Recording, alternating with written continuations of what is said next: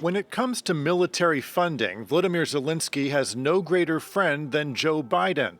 Since the war began, the U.S. has committed more than $113 billion in assistance to Ukraine, and in October will begin training Ukrainian pilots on American-made F-16 fighter jets.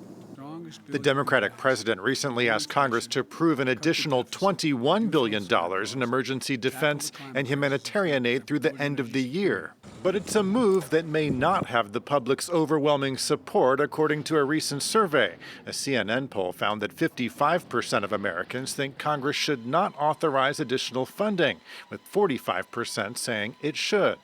The results reflecting a divide down party lines, with 62% of Democrats favoring additional funding and 71% of Republicans against. A belief shared by some of the GOP candidates in next year's presidential race. And I think that this is disastrous, that we are protecting against an invasion across somebody else's border when we should use those same military resources to prevent across the invasion of our own southern border here in the United States. But other Republicans, such as Mike Pence and Nikki Haley, have defended ongoing support of Ukraine. And Chris Christie recently visited the front lines and met with President Zelensky. Florida Governor Ron DeSantis has repeatedly dodged the question, and the frontrunner in the Republican race, Donald Trump, a longtime admirer of Vladimir Putin, has been critical of the tens of billions of dollars the U.S. has sent to Ukraine.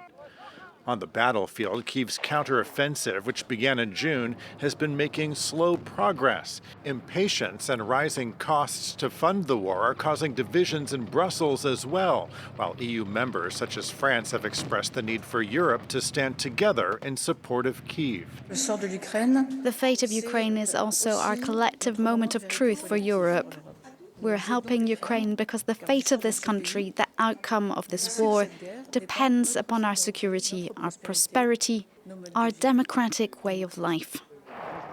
Meanwhile, the White House says the U.S. will support Kyiv for as long as it takes, but European allies are worried that is a promise that will only hold if Democrats keep the White House in 2024.